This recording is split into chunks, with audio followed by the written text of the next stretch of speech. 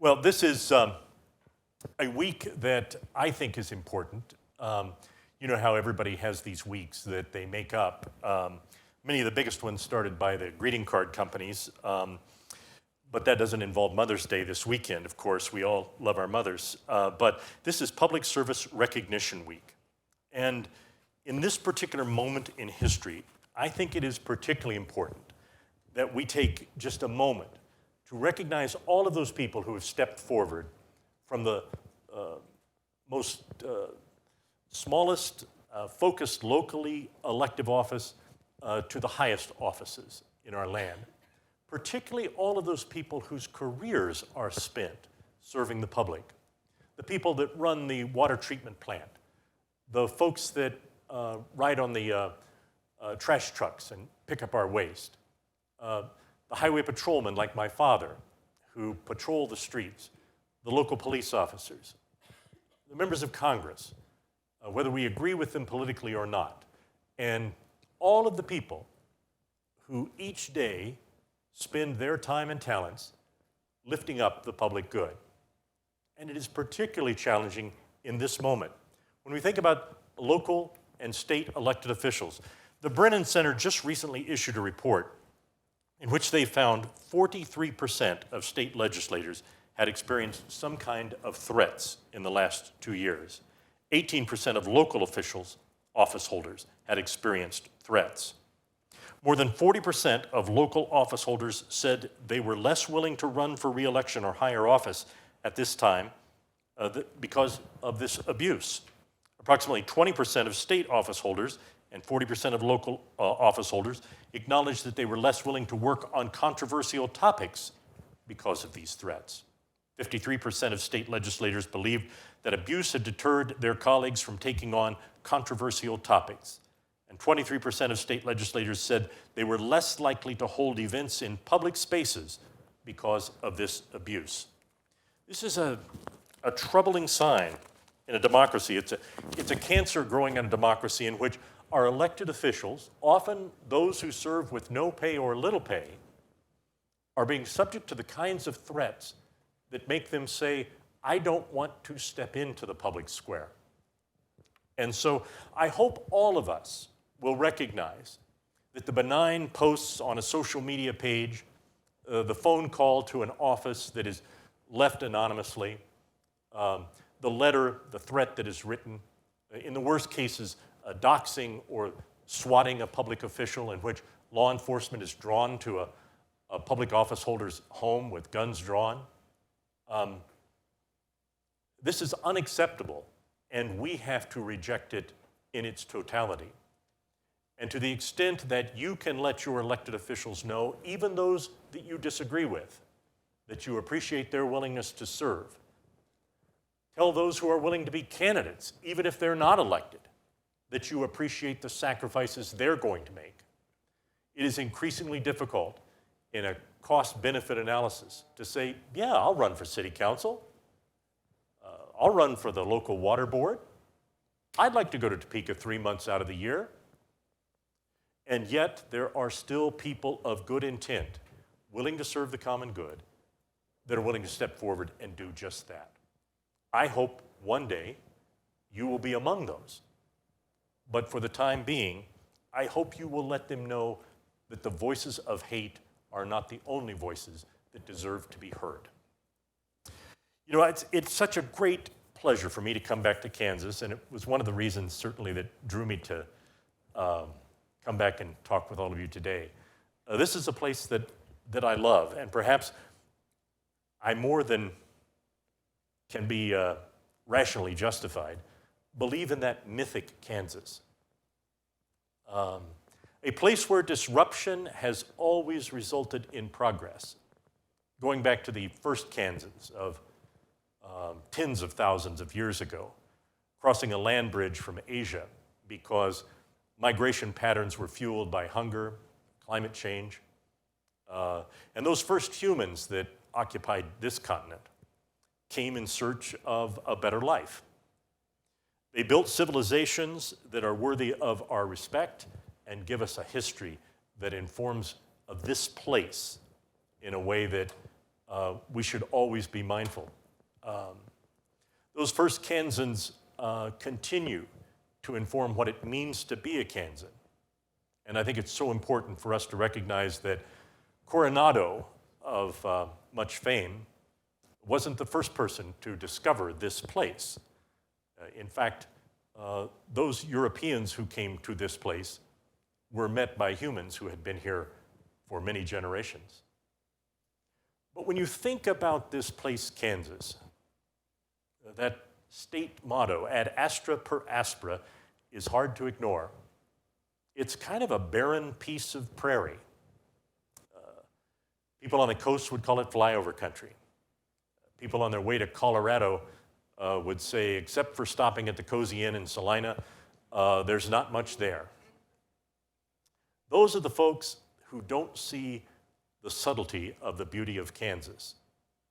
To see the sunflowers in the field in September, to see those magnificent sunsets, to visit Monument Rocks or Mushroom Rocks, or some of the canyons, the gentle hills of eastern Kansas, is to recognize that for generations, people have invested in the communities here and built a resilient state that, regardless of drought or floods or locust plagues, dust bowls, a great reason to have despair.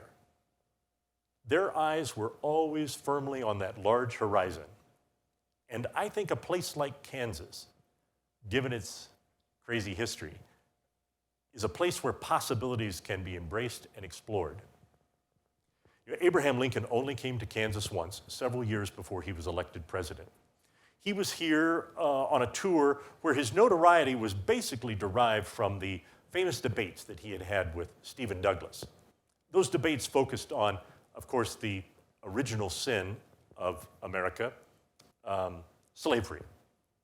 And at that time, Congress was trying to determine whether or not slavery would be able to be extended to the new territories or the new states. There were some that believed that to prohibit slavery in new states would be to judge slavery a moral failure that would not allow it to be legitimate in the states where it was practiced. And Stephen Douglas, in those debates, he believed that popular sovereignty should determine whether or not a state would enter the Union as a free state or as a slave state. Abraham Lincoln, on the other hand, when he came to Atchison and Leavenworth in 1858, argued that there was a morality, a moral imperative to the issue of slavery that could not be left to the whims of popular sovereignty. That the actual act of owning another human being is not the kind of issue upon which the public has a right to check in. As it was, the compromise in the Kansas-Nebraska Act allowed Kansans at its earliest stage to enter the nation at the brink of the Civil War. And of course, bloody Kansas. John Brown, the famous mural in the Capitol, holding a Bible in one hand and a rifle in the other hand, embodies that moment in history. The birth of Kansas was not easy.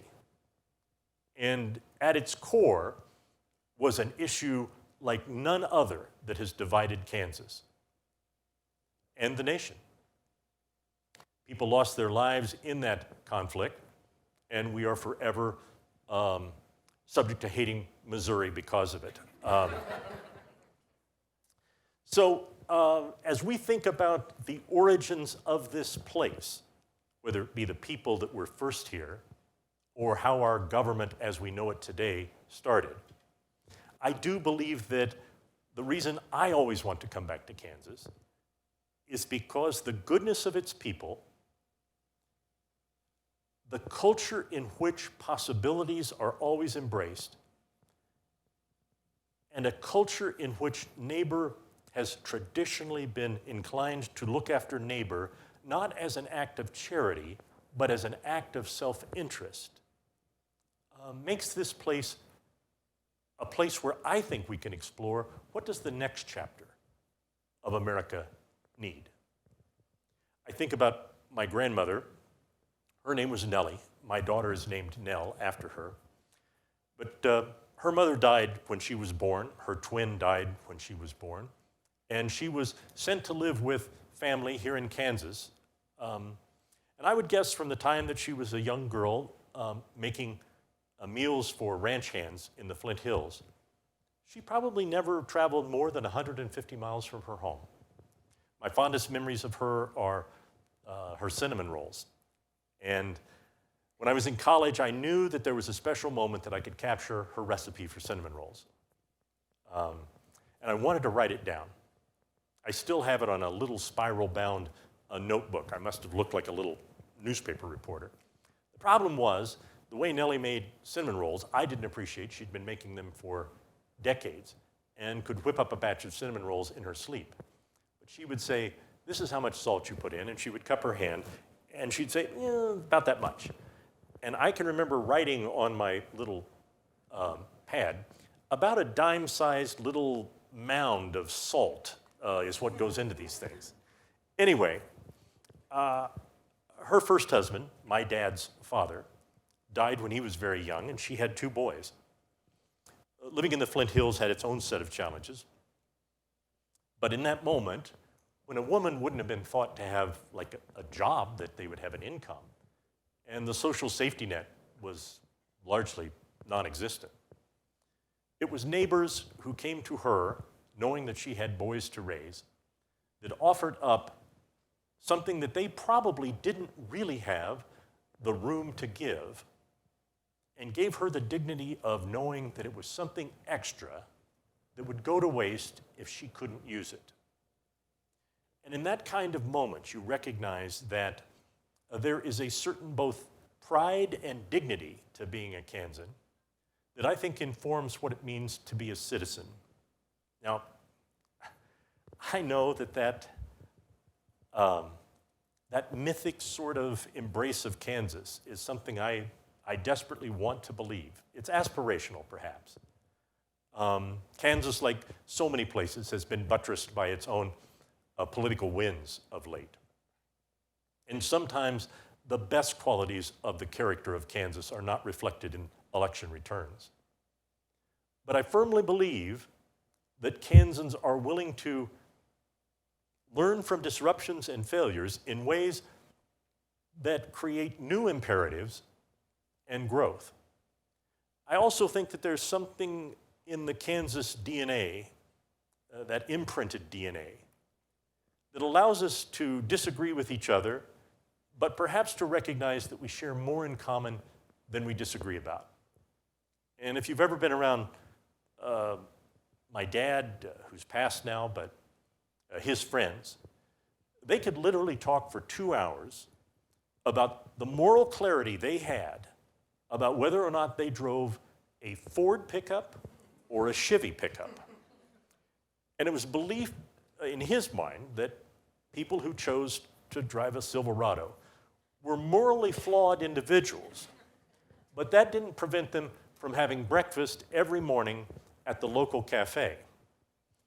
And I think that there is insight to that gives us hope that perhaps when it comes to building community, when it comes to thinking about what truly reflects the character of the place we love to call home, there is much more to celebrate than there is to wring our hands about.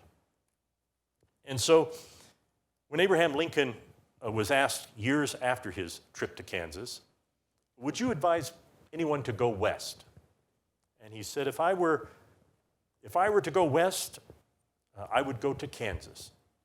What he saw here and what he remembered of this place encouraged him. So today I want to talk a little bit about American democracy. I fear that I've thought about this too much in coming here. So while you will not get anything out of this, I have so enjoyed thinking about what it is I want to say today. And so to the extent that it makes no sense, please know that all of my thinking about this probably will make sense in about 3 or 4 days. So we're just a little early. But if I had a little more time to think about this, I could probably come up with a more coherent strategy. But basically, I know some of you are learners who learn in a didactic setting. Others need a visual representation. So basically, this is King George. And he represents what for many, many years, thousands of years, was the model of government. It was easy to think that one person, often imbued with their authority because God had granted them this authority, when in fact the only reason they had that authority is that they were born to the last person who believed that they had that authority. And think about it across cultures, across countries, across empires. There was this notion that there was a class of people and that you fit into the class that you were given. You could be an aristocrat or you could be on the lowest rung of the ladder. But there was this belief that what we did as a society could be dictated by one person. Now, even the king in the history of our jurisprudence had some problems when that authority was exercised too strongly. The Magna Carta is a good example. The barons eventually said, you've gone too far. Parliament and the House of Commons was created to be a check on the absolute authority. But at the time that America was created, it was this notion that a king or queen or a sovereign would be the one who decided the path of government. Now in 1776, that became really messy when this idea, this is Bill, he's just a bill on Capitol Hill.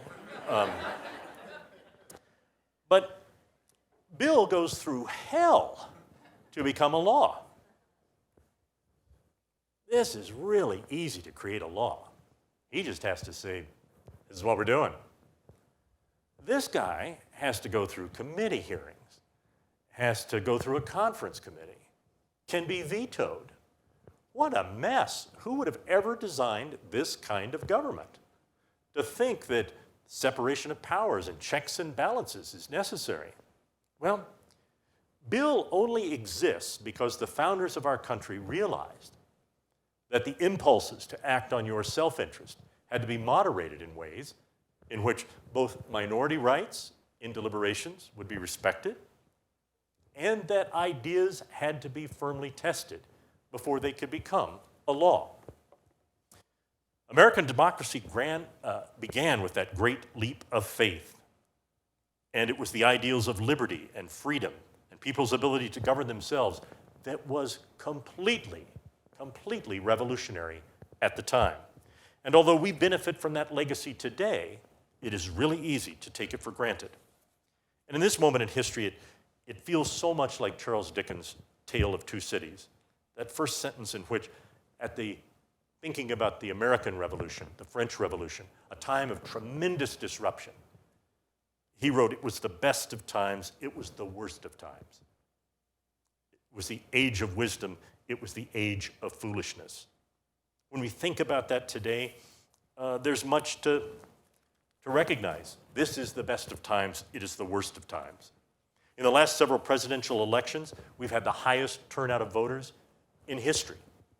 And yet, in a recent poll, and I'm guessing you will feel this way too, when Americans were asked to think about politics, what's the one word that they would use?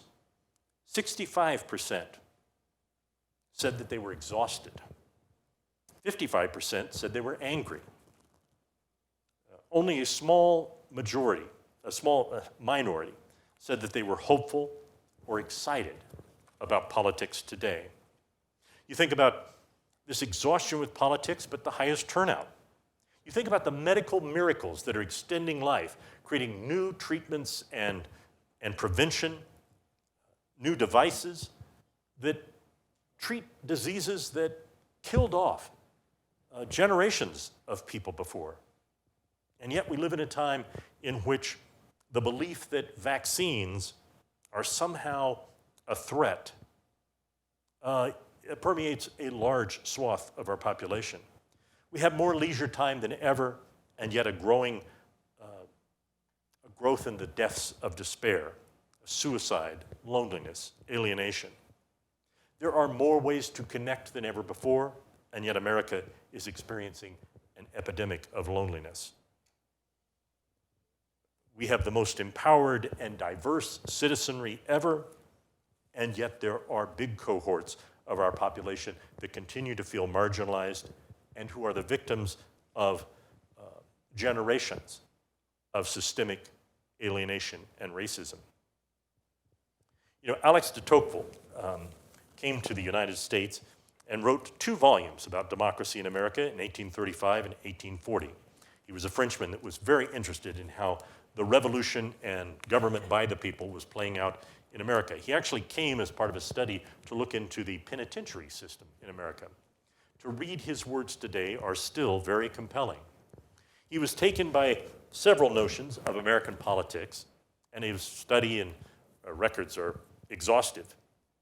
But he believed that Americans were unique in that they associated with each other to solve problems. And it was this tendency towards association that gave buoyancy to the idea of self-government.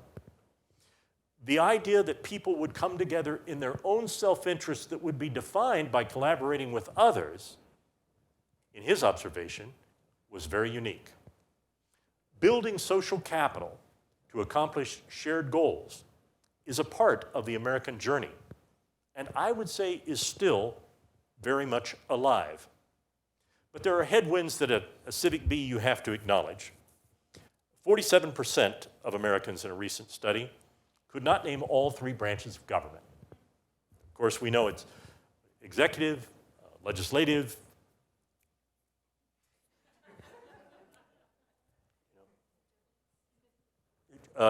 judicial. Yeah, it's judicial. So, yeah, 17% can't name any of the branches of government. And let's face it, we are probably all more familiar with a judge on American Idol than we are of the judges on the Supreme Court. 3/4 of American students lack sufficient understanding of civic concepts to apply them. 2/3 of Americans believe that the general public is insufficiently informed about how government works. 2 in 10 Americans say they trust the government in Washington to do what is right. Just 2 in 10 Americans. Americans generally think that science has a positive impact on society is declining. 73% believed that science had a positive impact in January of 2019. After the pandemic and today, that has dropped to 57%. We know that civic engagement matters. In fact, one study said that average life expectancy is 3 years shorter in communities where there are barriers to participation in civic life, whether that's access to libraries and broadband internet, deliberations over policy, or voting. Where there are barriers for people to associate and make a difference, life expectancy actually goes down. So when we think about the founding of our government, the Constitution and the Declaration of Independence were manifestations of these revolutionary ideas. And it seems to me that when we think about our birthright as a nation, that second sentence of the Declaration, we hold these truths to be self-evident, that all men are created equal, that they are endowed by their Creator with certain unalienable rights, that among these are life, liberty, and the pursuit of happiness, and that to secure these rights, governments are instituted among men, deriving their just powers from the consent of the governed. So instead of a king being the sovereign, the people became sovereign. And so it was in 1776 that these words, penned by Thomas Jefferson and edited by Benjamin Franklin and Samuel Adams and a committee of 5, ultimately adopted by the Continental Congress, set in motion the creation of a nation that would have its share of challenges. The Articles of Confederation, frankly, didn't work out. But in trying to revise them, 55 men gathered in Pennsylvania over the course of the summer of 1787. The document they would approve started with the word we, the people of the United States of America, in order to form a more perfect union. And so our birthright, the value upon which our nation was founded was that we were all created equal. And we know that that statement at that moment was in fact aspirational. The idea of what people would think of freedom being was completely different than our concept of what freedom is today. Though we hold these truths to be self-evident, was not as expansive as we would like to think the word we means today. And the purpose of our government was not administrative, it was to form a more perfect union. And that is the journey we have been on now for nearly 250 years. In 1937, in the New Republic, they ask a question that reflects, now nearly decades later, the hand-wringing that we tend to do about democracy. They ask, do you think that political democracy is now on the wane? And an Italian philosopher responded to that, questioning the validity of that question. He said he calls this kind of question meteorological. It's like asking, do you think that it's going to rain today? Had I better take my umbrella? Political problems are not external forces beyond our control. They are forces within our control. As he said, we need solely to make up our own minds and to act. And so it is, this notion of creating a more perfect union wasn't the job of others, it was the job of we. There's an interesting study that's been done about lottery tickets. They gave two groups of people. One, they gave a lottery ticket that had already been selected, the numbers. And the other group, they asked them to pick the numbers of their lottery ticket. They picked the numbers and they distributed the lottery tickets. Now, keep in mind, whether you pick the numbers or whether you are given a ticket that's already got the numbers, your odds of winning are about 1 in 50 million, infinitesimal. They are exactly the same odds. But then they said, we want to buy those tickets back from you. The people who had not picked their numbers readily agreed to just simply give back the tickets for $1. But on average, the people who had picked their own numbers demanded 5 times more than the people who were just given their numbers. There's something about value in a sense of ownership. And it is that we should recognize enhances the value of our democracy if we are willing to take ownership of it. Even if we look at others that are consuming what a community has to offer, as opposed to creating what a community can be. Those that picked their numbers had a sense of ownership. Those who exist in a community to create community, not to consume community, will have a greater sense of ownership. And it's in that I think our role as a citizen becomes very personal. The we, the sovereign, the citizenry, does not need to rely on presidents, governors, state senators, or representatives, or mayors. The we is us. And there are so many people that want to cover political discourse as a choice between two things, either or, seldom giving people the chance to appreciate the complexity of the issues that we have to deal with. So I think we have to recognize that, as many have said, leadership is a journey that starts within, and that character is destiny, a concept of the ancient Greeks. Now today in our political world, there are many charlatans who are willing to foment fear and leverage anger to create tribalism and an orthodoxy that gives very little room for the kind of consensus and comity that's necessary to govern in a multifaceted society. They seldom offer up solutions, and they are willing to replace rational thought, science, and facts with emotion and opinion. They play on those who are not willing to do the work of citizenship. And we must create a counterbalance. And thankfully, many, many people are. For our nation to reach its ultimate aspirations, the we in We the People has to include all of us. And not because it's the right thing to do necessarily, although I would argue it is, but because it serves each of our self-interests. There are new ways in which citizens are engaging with their communities, and I believe that the reinvention of American democracy is going on in the quiet places, not necessarily being covered as it should be. There are too often times when media sources and social media reinforces this notion that your political opponent isn't just right or wrong, but they are good or evil, that your political opponent is your enemy. There was a time in which people of the most diverse political backgrounds could be friends in Washington. Orrin Hatch was a dear friend of Teddy Kennedy in the Senate, two people who saw very little eye to eye.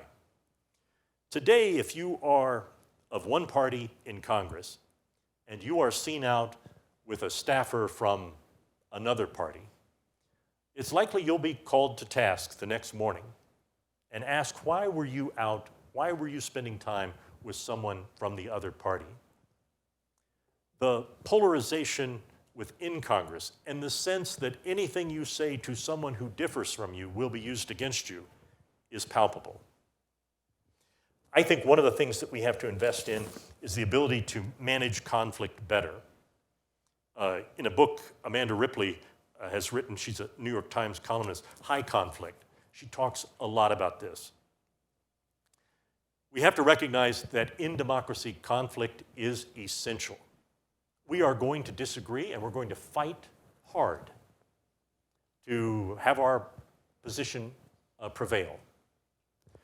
But as she defines high conflict, one of the markers of that would be when you are happy that something bad has happened to a political opponent. You take glee in it. And there are conflict entrepreneurs, people who think their position benefits from chaos, people who do not want to offer solutions but simply believe that their position, their perspective, their cultural norms can be advanced when there is absolute conflict. These are people, again, who are cultivating a culture of distrust and are a cancer on the public square. This book, High Conflict, is part of a broadening bibliography of resources in which those who want to act constructively in the public square can learn from the results of social science, but also to look at many situations in which bridge builders came together to solve problems. And there are many out there. There's great reason for hope. Far too often in the public square, others want to paint things as a horse race, that choice between either or. But it's also true that there are many that want to paint our choices in public policy as a zero-sum game. That for me to get something, you have to lose something. And if I get something, you feel like you've lost something. Increasingly, there is that belief that transcends all rational thought. Because in fact, when we all do better, we do better together. A classic case is in this great book by Heather McGhee, The Sum of Us. She talks about the history of structural racism and even how race as a construct was created in the early years before the colonies existed, but we weren't even a nation. But she talks about the time in which public parks were seen as a public good, and public pools flourished in America. Under Roosevelt, the Public Works Administration, built these lavish resort-like public pools.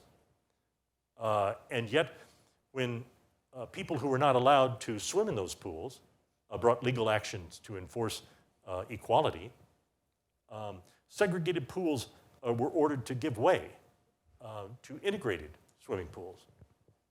And so many cities around America, both in the North and the South, instead of accepting that humans were seen as humans and were part of the community, what they did was they closed the public pools. They filled them in with dirt. The Sum of Us, the title of the book, is to indicate when everyone participates in the public square, it benefits all of us. Zero-sum thinking made it think that if those people were allowed to use a facility that previously was a privilege only for us, it would somehow negatively impact us. And it sure as hell did. The pools went away.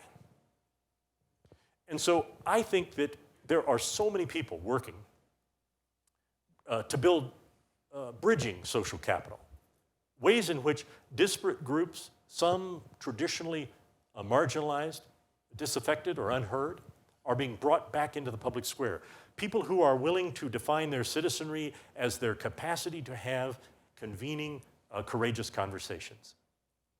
And so again, I think when we think about how to revitalize American democracy, thinking small is the way to achieve big things.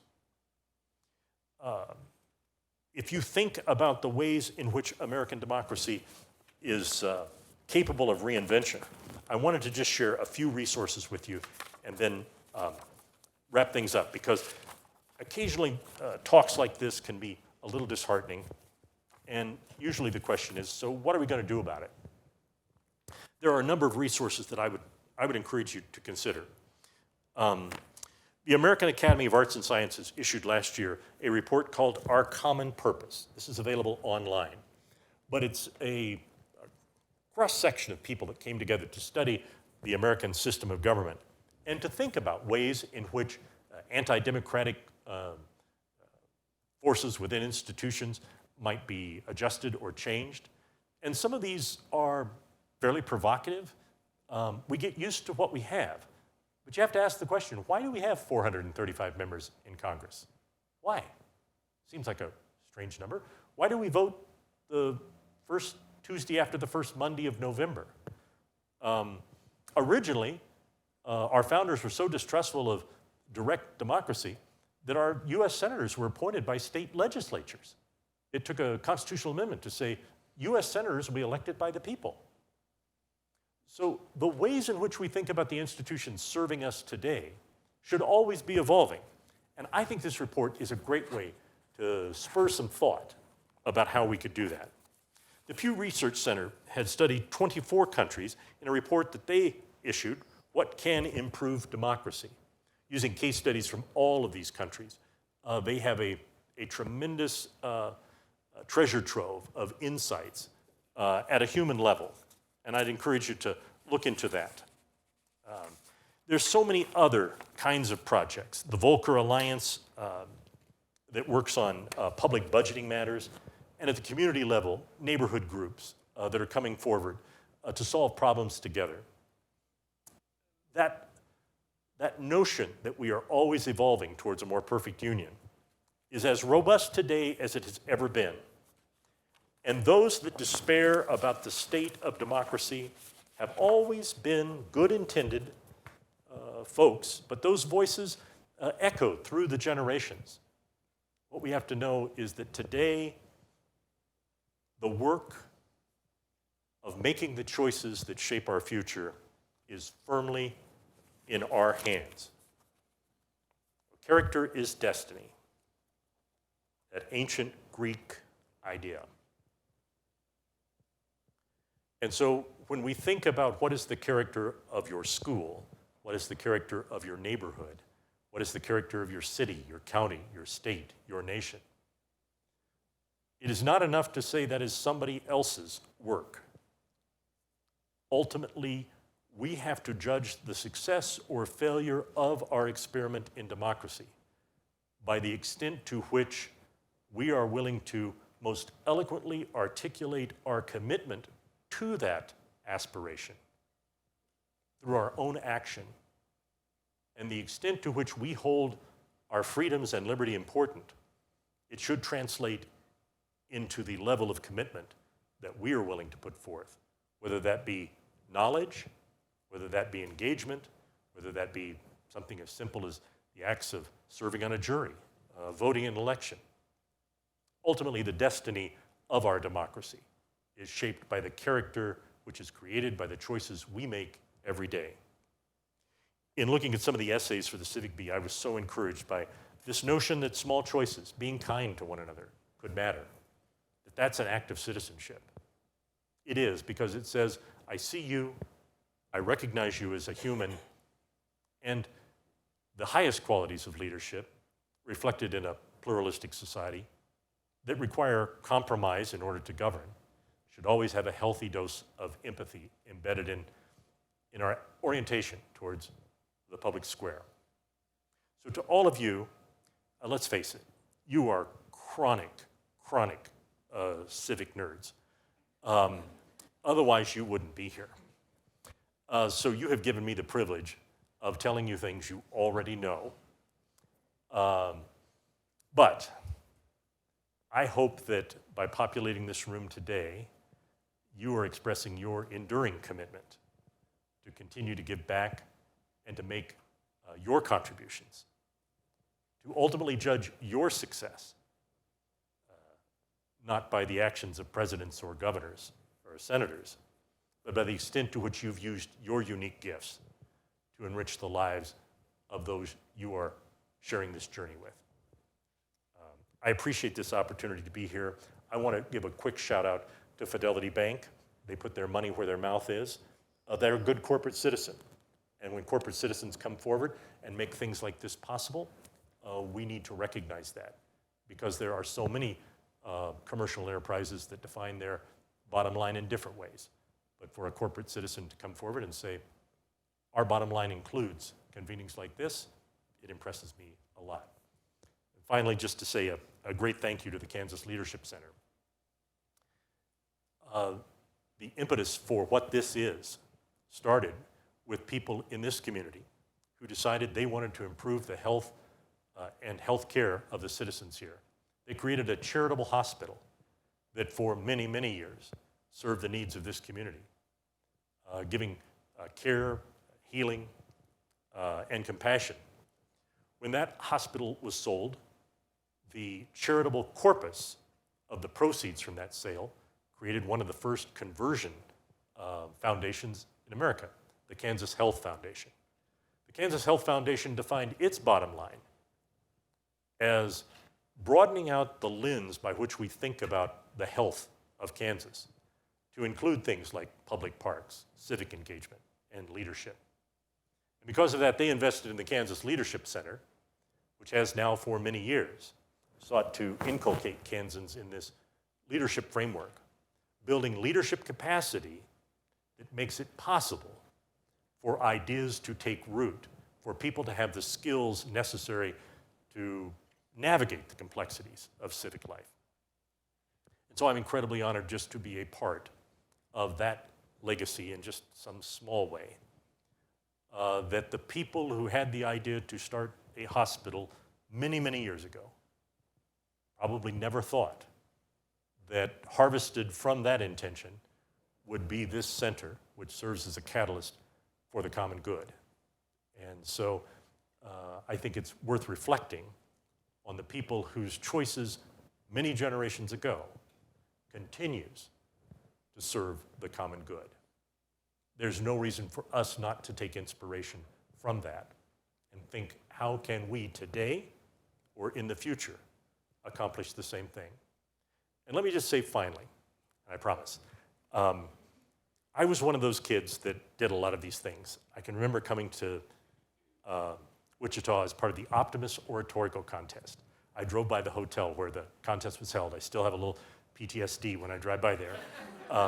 This would have been 45 years ago, maybe more. The topic for that oratorical contest was a 3-minute speech on the subject, Yes, We Can.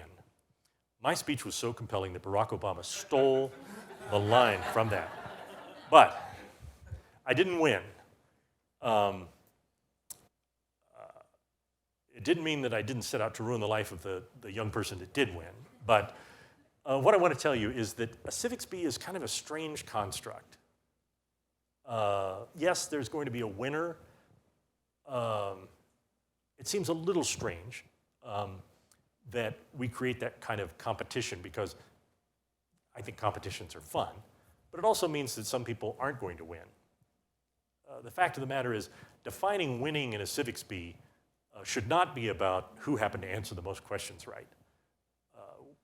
Winning in any kind of civic endeavor should always be determined by the extent to which you brought other people to the table. Encourage them to be part of the conversation. So to the moms, the dads, the mentors who encouraged and supported the young people who are participating today, thank you. You gave them space in which to act on their most nerdish tendencies. And the other thing I would tell you is, while it may not seem very practical to apply the knowledge that you fought so hard to gain to win a Civics Bee, that knowledge will come back echoed in different situations in which, because you knew and know what you learned in this situation, you will be better prepared to succeed in the future. And there's always the temptation that people will say, you are the future. You're the best and the brightest. And I'm going to say, you're not the future. You are the now. In your schools, in your family, in your neighborhood, in your faith communities, you have the power to positively impact people's lives. And ultimately, that is the best expression of civic engagement. You believe that helping others helps you. And that's why we don't have a king. Because this nation believed that we, the people, were the ones entitled to chart our destiny. Thank you all very much.